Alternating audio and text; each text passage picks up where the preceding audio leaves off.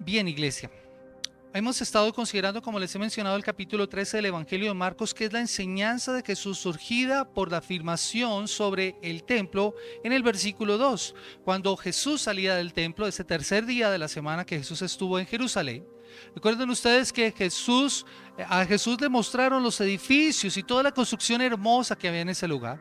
Y los discípulos le dijeron que observara esas bellas edificaciones. Y la respuesta de Jesús ante eso es que no quedaría nada sobre ese lugar. Dice: ves estos grandes edificios, no quedará piedra sobre piedra que no sea derribada, dice el versículo 2. Lo que de inmediato para los discípulos suscitó tres preguntas, que son las que hemos estado considerando a lo largo de estos sermones. ¿Cuándo sucederán estas cosas? ¿Qué señal habrá de tu venida y del fin? Aunque Marcos no coloca las tres preguntas, las encontramos en Mateo. Son las preguntas que Jesús ha estado respondiendo en este pasaje. Y Jesús no quiere satisfacer la curiosidad de los discípulos, sino formarlos para los eventos que acontecerían unos años más tarde y transmitirles instrucción sobre los eventos futuros que no tienen un tiempo específico en que ocurrirían.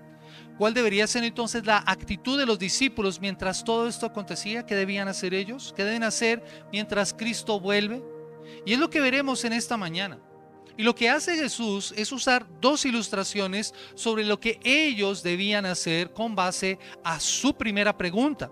Y lo que los creyentes de todas las épocas, mis hermanos, incluidos nosotros, debemos hacer mientras Cristo vuelve.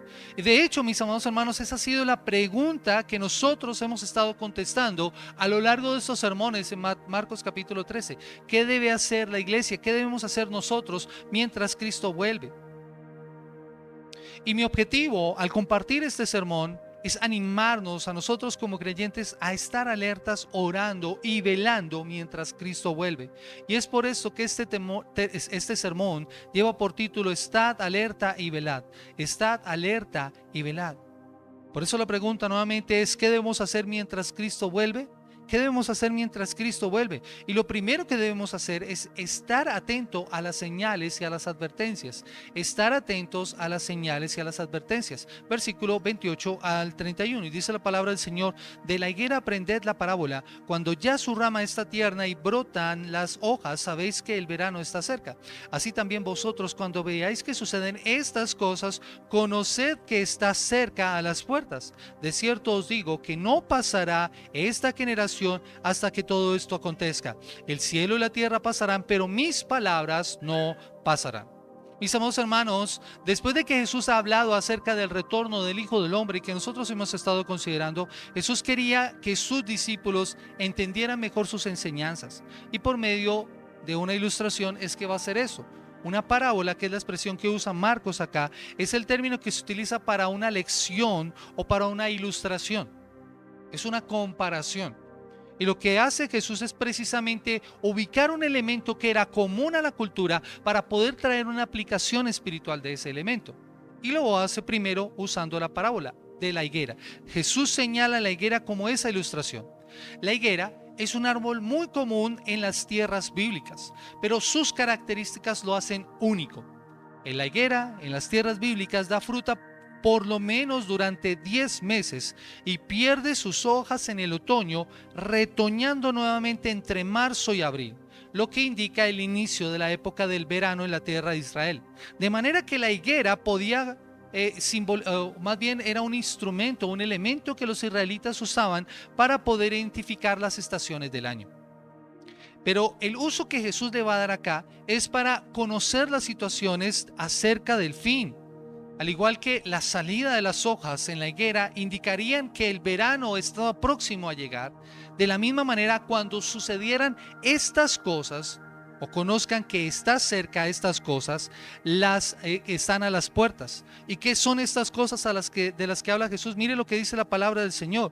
Dice el versículo 29: así también vosotros, cuando veáis que suceden estas cosas, conoced que está cerca a las puertas. ¿Y a qué cosas está haciendo referencia Jesús? Mis amados hermanos, por lo que nosotros hemos estado considerando en este pasaje, estas cosas a las que hace referencia Jesús tienen que ver con esa primera pregunta que los discípulos hicieron acerca de la destrucción del templo y de Jerusalén, y que fueron explicadas en los versículos 5 al 23 y que estudiamos semanas atrás. Jesús quiere indicar que la evidencia de la destrucción de Jerusalén es tan clara como cuando alguien ve la higuera y ve las hojas retoñar para acercarse el verano.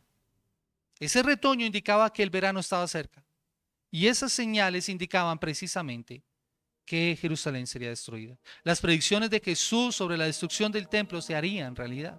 Jesús está respondiendo con toda claridad a la pregunta que han planteado los discípulos cuando les anunció que el templo y Jerusalén serían arrasadas, y toma como referencia precisamente una higuera. Marcos capítulo 11, que es un pasaje que estuvimos estudiando semanas atrás también. Marcos capítulo 11 habla acerca de lo que Jesús vio cuando salió el primer día de Jerusalén. Cómo vio una higuera y esperaba recoger fruto de ella, pero no había fruto, y por eso la maldijo. Y el resultado de esa maldición es que nunca nadie pudo volver a comer fruto de ella. A la distancia esa higuera se veía llena de hojas, se veía prometedora, pero de cerca carecía de valor real porque no tenía fruto. Y su sentencia fue expuesta: nunca jamás coma nadie fruto de ti. Y por lo que vimos en las Escrituras y por lo que sabemos en las Escrituras, es que la higuera es una representación de Israel. Es una forma en la que el pueblo de Israel es representado. El versículo 14 entonces señala la sentencia, y de esa manera empezaba a anunciarse la destrucción de la nación. ¿Y qué ocurriría más adelante? Jesús aclara que todo esto estaba a la puerta, y eso es una manera simbólica para expresar que esto ocurriría tan solo unos años más adelante, como dice el versículo 29. Y lo refuerza con estas palabras. Dice el versículo 30, la parte A: de cierto os digo. Esa es una sentencia. Es como decir, esto se va a cumplir porque se va a cumplir. La palabra es amén, amén. De cierto os digo. Así sería. Y agrega que no pasaría esta generación hasta que todo esto aconteciera. Y fue así. Una generación en la Biblia es más o menos un lapso de unos 40 años, y esto se cumplió al pie de la letra en el año 70 después de Cristo, cuando el general Tito, después de haber rodeado la ciudad, sitiarla por 5 meses, entró a la ciudad de Jerusalén. El templo fue quemado, fue saqueado, fue destruido, de modo que no quedó piedra sobre piedra. Y de eso nosotros vemos la historia. Ese es un evento que nos demuestra el cumplimiento de lo que la Escritura dice. De modo que todo esto aconteció como Jesús había dicho, y varios de sus discípulos pudieron ver este suceso. Así que Jesús expresa la sentencia en el versículo 31. El cielo y la tierra pasarán, pero mis palabras no pasarán. Mis amados hermanos, todo lo que nos rodea, que está por encima y por debajo de nosotros, es decir, las montañas, los valles, los ríos, la vegetación, el cielo y la tierra, todas las cosas pasarán. Todo lo que vemos, por muy firme que parezca, en realidad es inestable, va a pasar, desaparecerá. Pero las palabras de nuestro Dios continúan demostrando su estabilidad y su valor para siempre. Por eso no pasarán. Mientras los cielos y la tierra desaparecerán, las palabras del Señor permanecen para siempre. Es como dice un comentarista, William Hendrickson, dice: la negación jamás pasarán, encierra una fuerte afirmación: durarán para siempre. Estas cosas que para los seres humanos pueden ser el centro del universo, pueden desaparecer de la faz de la tierra. Solo las palabras de Jesús permanecen para siempre y son de carácter eterno. Son, como dice un autor, el firme terreno sobre el que la iglesia puede atreverse a vivir y enfrentarse con valor a todos los terrores que se producirán antes del fin. Amada iglesia, nosotros tenemos en la palabra del Señor un firme cimiento para enfrentar cualquier circunstancia, por difícil que parezca. Si Jesús lo ha afirmado, tengan por seguro que tenemos certeza de que se cumplirá. La misma escritura nos da testimonio de esto. En Isaías capítulo 40, el versículo 6 al versículo 8, el profeta habla a la nación de Israel y señalándoles el juicio, dice lo siguiente. Isaías 40, versículo 6 al versículo 8. Dice la palabra del Señor: voz que decía, da voces. Y yo respondí, ¿qué tengo que decir a voces? Que toda carne es hierba y toda su gloria como la flor del campo. La hierba se seca y la flor se marchita, porque el viento de Jehová sopló en ella. Ciertamente como hierba es el pueblo. Séquese la hierba, marchítese la flor, mas la palabra del Dios nuestro permanece para siempre. Mis amados hermanos, esta porción de las escrituras, el versículo 28, séquese la hierba, marchítese la flor, mas la palabra del Dios nuestro permanece para siempre, nos señala a nuestro poderoso Dios. El viento de Jehová sopla sobre la hierba y simboliza ese juicio sobre los seres humanos y sus gobernantes.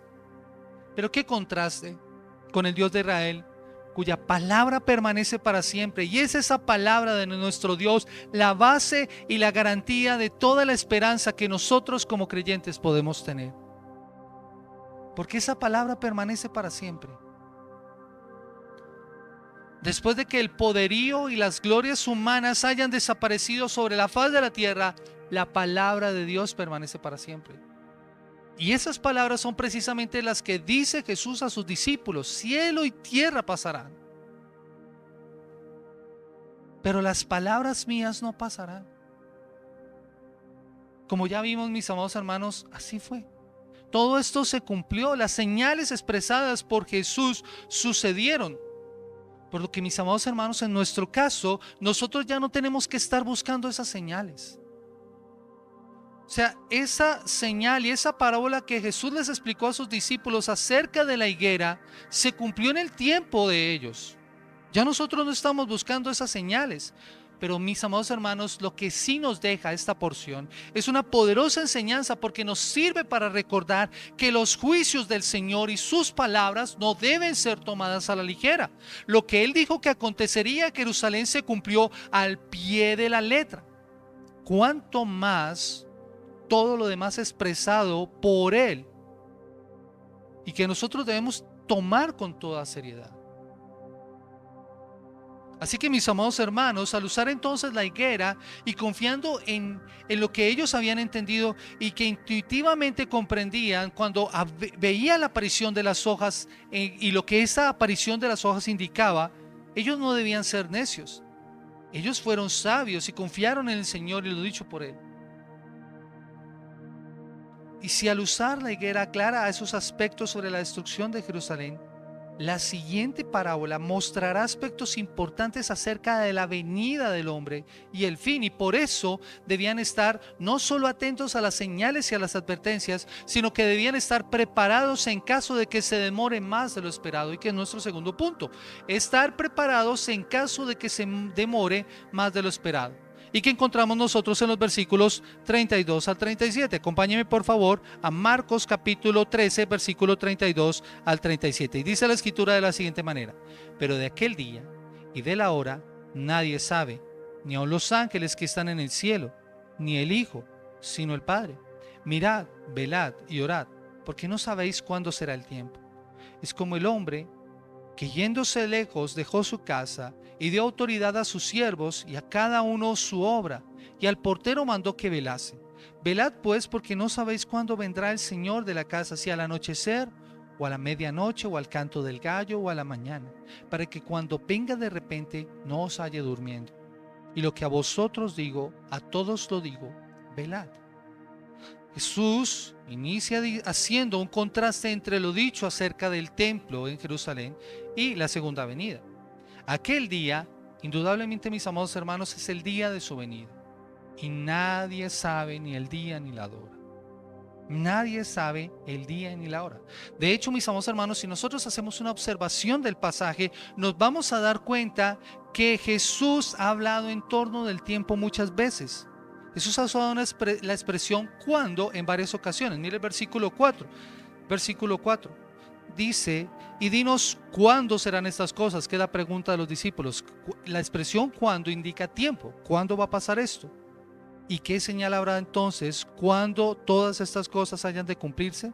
Versículo 7, la respuesta de Jesús: mas cuando oigáis de guerras y de rumores de guerras, no os turbéis, porque es necesario que suceda así, pero aún no es el fin. Versículo 14, pero cuando veáis la abominación desoladora de que habló el profeta Daniel, puesta donde no debe estar, el que lee que entienda, entonces los que estén en Judea huyan a los montes. Versículo 28 y 29, de la higuera aprended la parábola: cuando ya su rama está tierna y brotan las hojas, sabéis que el verano está cerca. Así también vosotros, cuando veáis que suceden estas cosas, conoced que está cerca las puertas. Versículo 33, mirad, velad y orad, porque no sabéis cuándo será el tiempo. Versículo 35, velad pues, porque no sabéis cuándo vendrá el Señor de la casa, si al anochecer o a la medianoche o al canto del gallo o a la mañana.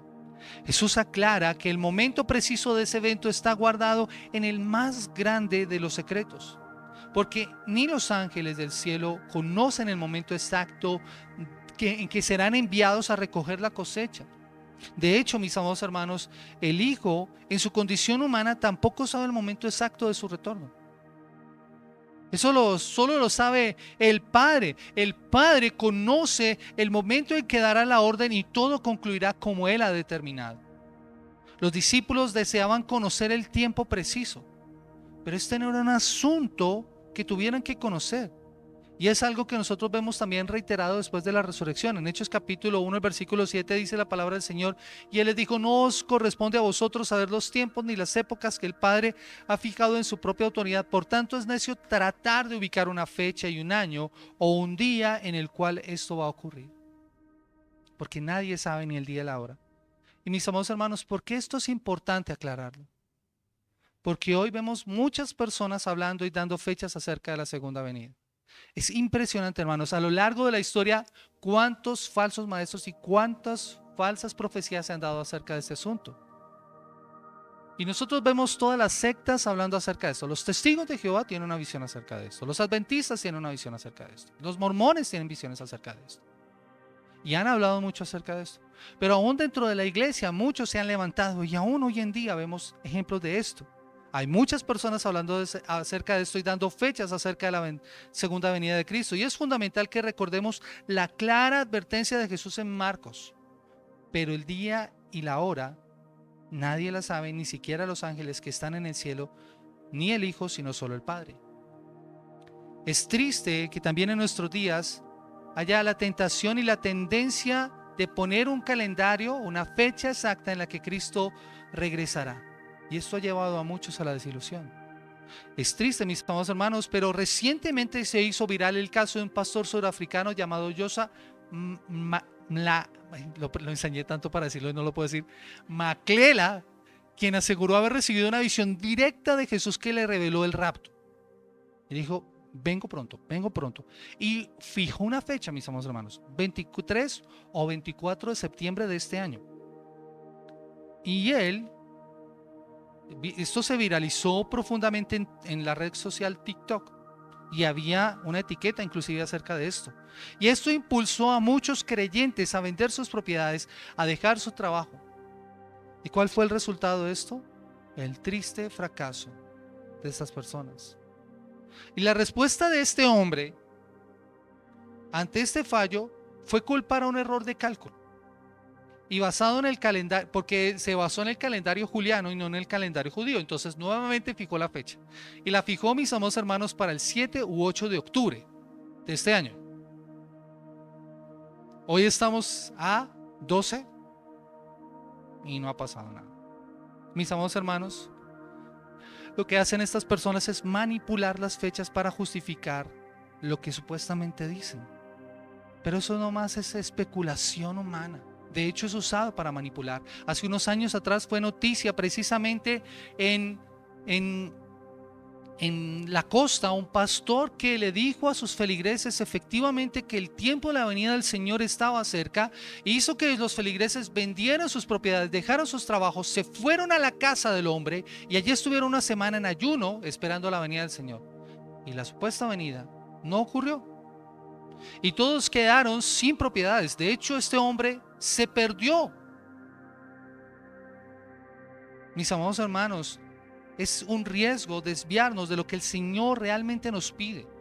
Porque el Señor nos está pidiendo que nosotros busquemos fechas, ubiquemos fechas en el calendario. El Señor nos manda más bien a estar preparados. Nuestra energía no debe gastarse en descifrar lo que solo Dios conoce, sino en hacer lo que Él dice, velar y orar con fidelidad. De modo que ese día no nos encuentre desprevenidos, sino ocupados en la obra del reino.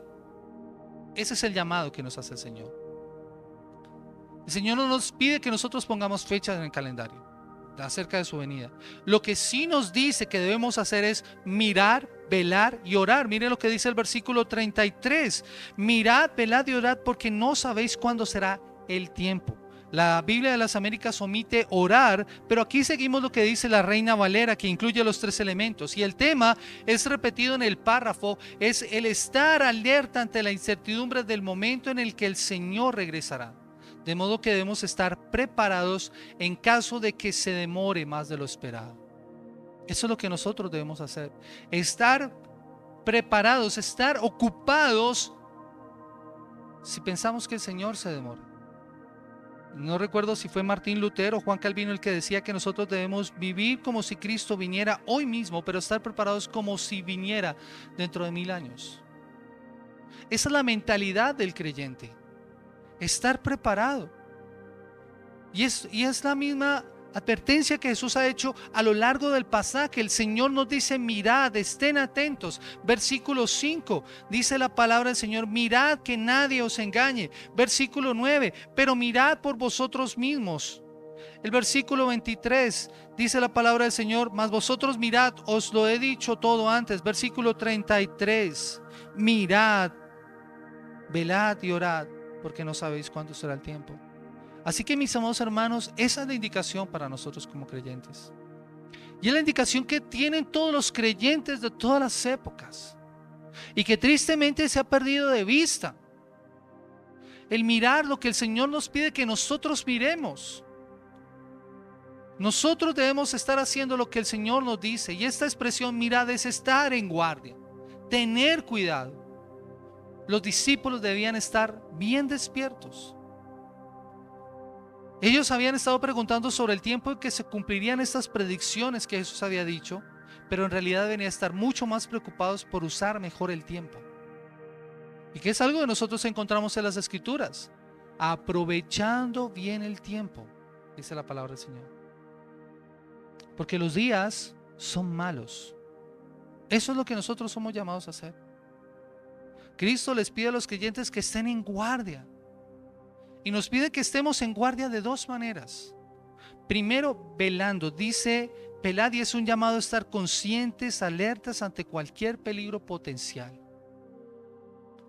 Generalmente nosotros nos desvelamos, pero nos quedamos en la cama, ¿no? Dando vueltas. Pero hay personas que están velando porque están prestando guardia. Los soldados, los celadores. Por la noche, ellos están atentos ante cualquier amenaza y cualquier peligro. Cuando Jesús nos dice a nosotros que estemos velando, nos dice de esa manera simbólica que nosotros debemos estar alertas ante el peligro. Pero no nos dice que solamente velemos ante eso, sino que oremos. Dice orad, y es una orden. Todos estos son verbos que son acciones en imperativo. Mirad, velad y orad. No son opcionales, son mandatos del Señor que nosotros no podemos descuidar. Dice orad, lo que muestra la necesidad constante del creyente de la ayuda divina ante estas circunstancias. Nosotros debemos orar al Señor. Debemos ser conscientes que no tenemos en nosotros mismos los recursos necesarios para estar alertas ante el peligro espiritual que pueda fácilmente sorprendernos. Por eso necesitamos la ayuda del Señor. Necesitamos de la ayuda del Señor. Necesitamos estar en guardia o mirad, que es el sinónimo de estar alerta. Estar muy atentos. Y por eso está unido a la oración. Y esa va a ser precisamente una lección que los discípulos tendrían que aprender unos cuantos días más adelante, cuando estuvieran en el Getsemaní, porque el Señor les dice que debían velar y orar. Y tenían que velar y orar para no entrar en tentación. Pero esto no lo aprendieron sino hasta después de que Jesús resucitó. En ocasiones, mis amados hermanos, nos ocurre a nosotros lo mismo. Nos vemos ante las circunstancias y no vemos la importancia de la oración o de estar alertas hasta que las circunstancias nos obligan a hacerlo. Los discípulos, mis amados hermanos, debían tener una conciencia clara de los peligros morales y espirituales que los estaban acechando. Por eso el versículo 21 y 22 señala esto, mis amados hermanos. Versículo 21 dice: entonces si algunos dijeren, mirad, aquí está el Cristo, o mirad, allí está, no le creáis. Porque se levantarán falsos cristos y falsos profetas y harán señales y prodigios para engañar, si fuese posible, aún a los escogidos. El peligro es real. Lo veíamos esta mañana. Me encanta la ilustración que da Rico Tice en la playa. Él cuenta una historia que va a visitar a un amigo a Australia y está en una playa y él se va a quitar la ropa para entrar a nadar a la playa y el amigo le dice que si no se ha dado cuenta del peligro. Y él le dice despreocupado, ¿pero cuál peligro? Y él dice, ¿no leíste los carteles? En esta playa, más de 200 australianos han muerto por causa de los tiburones. Así que tú tienes que decidir si vas a hacer caso a los carteles, si vas a pensar y darte cuenta que están para tu protección o para amargarte la diversión. Y mis amados hermanos, así debemos actuar nosotros. Debemos estar muy atentos y debemos mirar y con atención orar. Al orar, el creyente tiene armas en contra de estos peligros y también está en condiciones de advertir también a otros. Por ello podemos mostrar y entender, mis amados hermanos, esto: estad en guardia, velad, estar alerta, indican que en medio de todas las circunstancias no debemos olvidar que debemos rogar a Dios pidiendo la sabiduría y la fortaleza necesaria para enfrentar cualquier circunstancia y cualquier situación. Pero no solo esto, mis amados hermanos. La palabra del Señor da la indicación de estar constantemente alerta y vigilante. Y la palabra griega es bien interesante, se deriva del nombre propio Gregorio, y Gregorio significa el que está atento o vigilante. Y eso significa aquí vivir una vida santificada, consciente de la realidad del juicio que se avecina, algo que los creyentes no podemos perder de vista. Nosotros como creyentes debemos ser conscientes de esta realidad. Y la razón para estar en esta actitud es expuesta precisamente en el versículo 33. Mirad, velad y orad, porque no sabéis cuándo será el tiempo. ¿Qué es eso, mis hermanos? No sabemos cuándo es el tiempo. Jesús en una de sus parábolas les dice: si usted supiera cuándo va a entrar el ladrón, usted estaría preparado. Pero como usted no sabe, usted debe estar más preparado. Mateo nos expresa precisamente con un ejemplo lo que Jesús quiere enseñarnos. Acompáñenme por favor a Mateo capítulo 24. Mateo capítulo 24, versículo 38 al 39. Mateo capítulo 24, versículo 38 al 39, y que es el pasaje paralelo de este pasaje. Mateo 24, 28 al 30. Mateo 24, 38 al 39. Y mire lo que dice la palabra del Señor. Vamos a leer desde el 36. Dice: pero del día y la hora nadie sabe, ni aun los ángeles de los cielos, sino solo mi Padre. Mas como en los días de Noé, así será la venida del Hijo del Hombre. Porque como en los días de Noé antes del diluvio estaban comiendo y bebiendo, casándose y dándose en casamiento, hasta el día en que Noé entró en el arca. Y no entendieron hasta que vino el diluvio y se lo llevó a todos. Así será también la venida del Hijo del Hombre. Mis amados hermanos, Jesús usa en esta porción esta explicación del Antiguo Testamento para señalar su punto. Como en los días de Noé, aunque la maldad se había multiplicado en los días de Noé, y es lo que nosotros encontramos en Génesis capítulo 6, Jesús no se centra en la extrema maldad de esos días, sino en la preocupación de que las personas estaban comiendo y bebiéndose, casándose y dándose en casamiento. O sea, estaban viviendo sus vidas con total normalidad y sin ninguna preocupación del peligro inminente en el que se encontraban, cuando el diluvio cayó de repente sobre sus vidas. Y ellos vivían sus vidas ignorando a Dios y su llamado. Esa generación había escuchado las advertencias a través de Noé. Ellos vieron el arca misma siendo construida y que era un testimonio de lo que iba a pasar. Es como dice 2 de Pedro capítulo 2 al versículo 5: si no perdonó al mundo antiguo, sino que guardó a Noé, un predicador de justicia, con otros 7, cuando trajo el diluvio sobre el mundo de los impíos. Ellos en esa época se mantuvieron indiferentes y continuaron sus vidas sin tener en cuenta a Dios hasta que fueron barridos inesperadamente en medio de sus actividades diarias. Fueron sorprendidos por el diluvio porque no estaban preparados.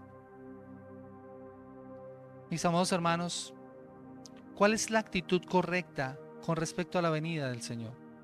La gente de antes del diluvio estaba ocupada en cuanto a su presente, pero despreocupada con respecto a su futuro.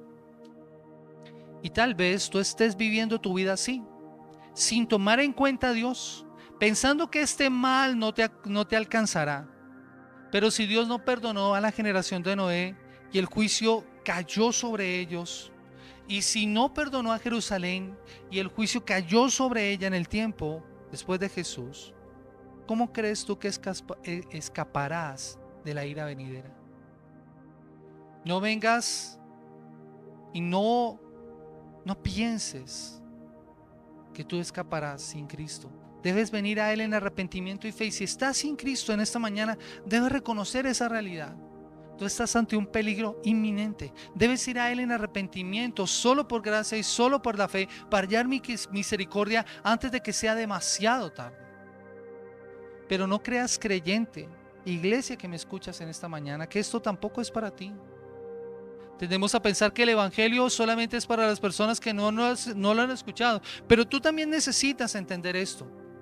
Jesús usa algo en el pasaje paralelo en Lucas, o más bien Lucas incluye un detalle que dijo Jesús en Lucas capítulo 21, el versículo 34. Y quiero que me acompañe allí, iglesia. Lucas capítulo 21, versículo 34. Lucas 21, 34. Dice la palabra del Señor. Dice: mirad también por vosotros mismos que vuestros corazones no se carguen de glotonería y embriaguez y de los afanes de esta vida, y que venga de repente sobre vosotros aquel día. Noten que Jesús está constantemente llamando a sus discípulos: velad, estar atentos, miren con atención. Mirad por vosotros mismos, dice acá. Mirad por vosotros mismos. Ese es el llamado del Señor. ¿Por qué deberíamos mirar nuestro corazón, nuestro ser, nuestro interior? ¿Por qué deberíamos evaluarnos? Porque nuestros corazones puedan llenarse, como dice aquí la palabra del Señor, de glotonería, de embriaguez, de estar más preocupados por los afanes de la vida, o como lo dice la Nueva Traducción Viviente: tengan cuidado, tengan cuidado. No dejen que su corazón se entorpezca con parrandas y borracheras, ni por las preocupaciones de esta vida. No dejen que ese día los agarre desprevenidos. Cuando como creyentes, mis amados hermanos, dejamos que las cosas controlen nuestra vida, hemos dejado que nuestro corazón se entorpezca. Cuando dejamos que nuestro trabajo sea el centro de nuestra atención, cuando dejamos que otras cosas nos dominen, empezamos a actuar con un corazón entorpecido. Tal vez no seamos borrachos, pero sí estamos dejando que otras cosas gobiernen nuestra vida. Y Jesús nos advierte contra esa vida de excesos y de desenfreno que nos deja aturdidos. Las preocupaciones. Estos males no solo nos dañan físicamente, sino que producen un entorpecimiento en nuestra alma y pesadez mental que nos impiden ver con claridad las cosas de Dios. Cuando para nosotros, iglesia, es más importante ver una serie que leer la escritura o la oración, nuestra mente se ha entorpecido. Cuando nuestra preocupación es hacer otras actividades antes que compartir en el servicio dominical, reunirnos como iglesia como nos manda el Señor, o estudiar, compartir en el discipulado, cuando nuestra relación con Dios o la comunión con los hermanos está en último lugar, o por causa del trabajo o la vida social o el entretenimiento o algún hobby, tu corazón ha sido estorbado. Haz una sencilla evaluación, iglesia. Haz esta sencilla evaluación. ¿Qué haces cuando te invitan a algún estudio bíblico, o a un discipulado, o a un culto, o a alguna actividad espiritual, o a la vigilia, o al ayuno, o al tiempo de oración los sábados a las 6 de la mañana? Como dice la Escritura, no dejando de congregarnos como algunos tienen por costumbre. ¿Te cuesta tomar la decisión? ¿O sencillamente no te importa porque tus planes son tu entretenimiento, tus hobbies, tu vida social, y eso es más importante?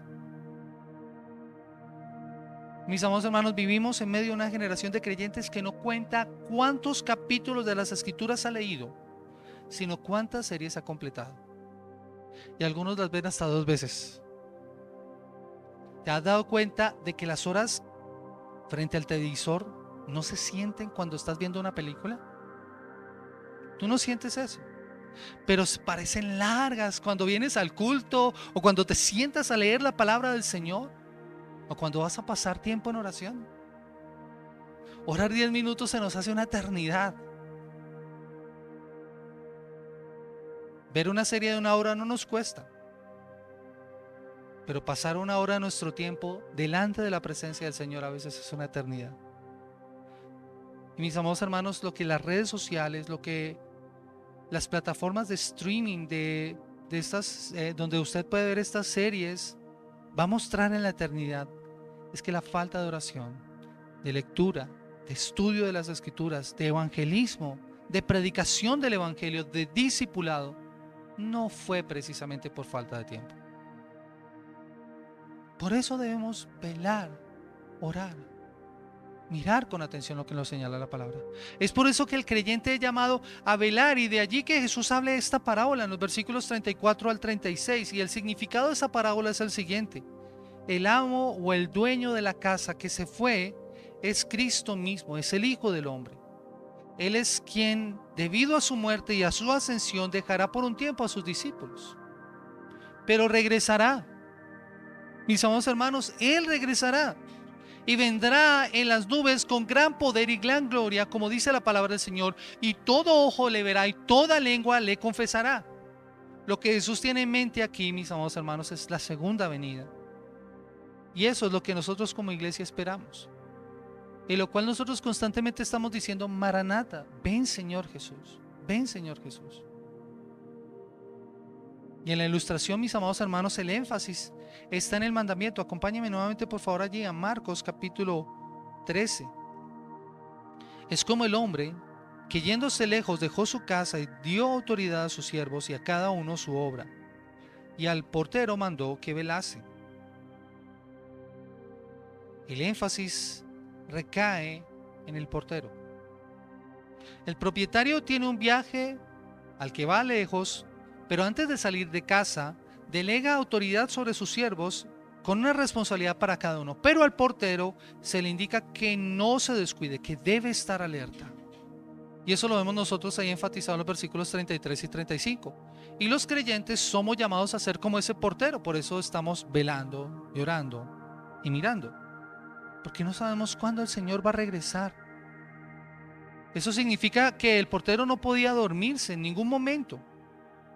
Y eso, mis amados hermanos, aplicado a nuestras vidas, significa descuido moral o torpeza espiritual, como ya lo hemos visto. En los días de Jesús, el portero era la persona encargada de vigilar la puerta exterior de la casa en las noches para dejar entrar a su señor antes de que llegara. Y esto era importante porque el portero debía estar atento. Un momento de sueño podría ser usado por un intruso, por un ladrón, para entrar a la casa sin ser visto. O el dueño podría llegar sin previo aviso y acusarlo de abandono de su deber. Por eso era importante no descuidarse. ¿Cuáles son las características entonces de esa vigilancia? Mis amados hermanos, significa para nosotros entonces que nosotros tenemos que mirar a las nubes todas las mañanas para ver si Jesús comienza a aparecer. No, mis amados hermanos, por supuesto que no. La vigilancia a la que se refiere Jesús no es solo de preocupación en oración, es estar atentos haciendo lo que el Señor nos ha mandado a hacer, compartiendo el evangelio, estudiando su palabra, discipulando. Eso es lo que el Señor nos llama a hacer. Es continua, activa, es manteniendo la expectativa de su regreso, no perdiendo el tiempo, sino haciendo lo que Él nos ha delegado. Es lo que nosotros recordamos en la cena del Señor. Cuando nosotros nos reunimos como iglesia a compartir la cena del Señor, ¿recuerdan que Pablo dice estas palabras? Que nosotros al compartir la cena del Señor estamos esperando precisamente la segunda venida del Señor, recordándolo hasta que Él venga. Así que mis amados hermanos, nosotros debemos estar alerta, debemos estar muy preparados y no perder el tiempo. El pasaje, mis amados hermanos, concluye con una advertencia a ellos, pero también para los creyentes de todas las épocas. El fin viene de repente para todos, creyentes y no creyentes. Mira lo que dice el versículo 37. Y lo que a vosotros digo, a todos os digo, velad. El fin viene de repente para todos, creyentes y no creyentes. Los no creyentes serán tomados desprevenidos, porque permanecen ciegos a las realidades espirituales que gobiernan la historia que llegará a su conclusión inevitable con el regreso de Cristo y con su juicio. Aquellos que no hayan creído, que no hayan aceptado el mensaje del Evangelio. Mateo capítulo 24, el versículo 48, señala quiénes son esos siervos malos. Un siervo malo representa a quienes se niegan a considerar seriamente la promesa del regreso de Jesús. Segunda de Pedro capítulo 3, el versículo 4 dice: ¿qué pasó con la promesa de que Jesús iba a volver? Desde tiempos antes de nuestros antepasados el mundo sigue igual que al principio de la creación. Y esa es la excusa de muchas personas. Se niegan a aceptar las palabras de Cristo. Pero nosotros, mis amados hermanos, debemos ser diligentes en seguir predicando el Evangelio. Por eso, nuevamente, si estás sin Cristo, eres responsable ante Él por la vida que has vivido y por el tiempo que has tenido. Lo que tienes lo has recibido del Señor, así no lo reconozcas. Y Jesús enseñó que cada persona recibe su vida, sus habilidades naturales, sus bienes materiales como un préstamo de parte del Señor. Y tendrá que dar cuenta por cómo los ha utilizado. Así que tú no escaparás del juicio. Y si estás sin Cristo, por eso mi llamado es a que vengas a Él en arrepentimiento y fe. Sin embargo, los discípulos entienden que ante la expectativa de la venida del Señor deben estar con actitud vigilante y constante de oración, como lo dice Lucas 21:36. Lucas 21:36 dice la palabra del Señor de la siguiente manera. Dice: velad pues en todo tiempo, que seáis tenidos por dignos de escapar de todas estas cosas que vendrán y de estar en pie delante del Hijo del Hombre. Mis amados hermanos, oremos al Señor y digámosle: Señor, ayúdanos. Dice la palabra de Dios para todos. Por eso siempre deben estar alerta. Pidan fuerza para poder resistir cuando se enfrenten a todo esto que ocurrirá y así poder presentarse ante el Hijo del Hombre aprobados. Así que este pasaje, mis amados hermanos, nos sirve para saber qué hacer mientras esperamos la venida de nuestro Señor y Salvador. Iglesia, debemos estar atentos a las señales y las advertencias. Y debemos estar preparados en caso de que se demore más de lo esperado. Los creyentes debemos asumir una actitud vigilante y responsable ante la segunda venida de Cristo. Y quiero finalizar, mis amados hermanos, señalando lo que le dice el apóstol Pablo a la iglesia en Tesalónica. Tomando en cuenta estas palabras, vamos a orar. Pablo le dice a la iglesia en Tesalónica en los versículos 5, en el capítulo 5, el versículo 5 en adelante, dice: porque todos vosotros sois hijos de luz e hijos del día. No somos de la noche ni de las tinieblas. Por tanto, no durmamos como los demás, sino velemos y seamos sobrios. Pues los que duermen de noche duermen, y los que se embriagan de noche se embriagan. Pero nosotros que somos del día, seamos sobrios, habiéndonos vestido con la coraza de la fe y de amor, y con la esperanza de la salvación como yelmo. Primera Tesalonicenses. Y Beto nos invitaba a leer Romanos capítulo 13. El versículo 11 dice: y esto, conociendo el tiempo, que ya es hora de levantarnos del sueño, porque ahora está más cerca de nosotros nuestra salvación que cuando creíamos. Iglesia, escucha estas palabras. Nuestra salvación está más cerca de cuando creíamos. La noche está avanzada y se acerca el día. Desechemos pues las obras de las tinieblas, vistámonos de las armas de la luz, andemos como de día, honestamente, no en glotonerías ni borracheras, no en lujurias, lascivias, no en contiendas y envidia, sino que vistámonos del Señor Jesucristo y no proveamos para los deseos de la carne. Como creyentes, como discípulos de Cristo, no nos afanamos por calcular las fechas, no nos asustamos ante los eventos, sino más bien mantenemos una actitud vigilante de oración, anhelando la manifestación gloriosa de nuestro Señor Jesucristo en su segunda venida. Iglesia, estemos atentos a las señales y a las advertencias y estemos preparados en caso de que se demore más de lo esperado. Vamos a orar. Señor Dios, Padre, en el precioso nombre de Cristo Jesús queremos honrarte y bendecirte y darte a ti toda la gloria y la honra en esta mañana por darnos la oportunidad, el privilegio de compartir tu palabra, escuchando el mensaje del Evangelio y escuchando, Señor, el llamado que nos haces a vivir una vida de vigilancia, de oración. No permitas que nosotros nos descuidemos del llamado grande que tenemos delante de ti, Señor. Oh Padre, te rogamos, Señor, que en tu gracia, en tu favor, tú no dejes que nosotros nos dejemos desviar de lo más importante, sino que permanezcamos fieles y firmes. Señor, gracias por obrar en nuestros corazones y en nuestras vidas. Te pedimos que en tu favor y en tu misericordia sostengas a tu iglesia, a tu pueblo. Y nos ayudes, Señor, a vivir en la actitud constante y correcta, Señor, mientras esperamos tu segunda venida. Oh Señor, bendice a tu iglesia y guárdala, Padre. Que te lo rogamos en el nombre poderoso de Cristo Jesús. Amén. Amén. Iglesia amada, que el Señor los bendiga grandemente.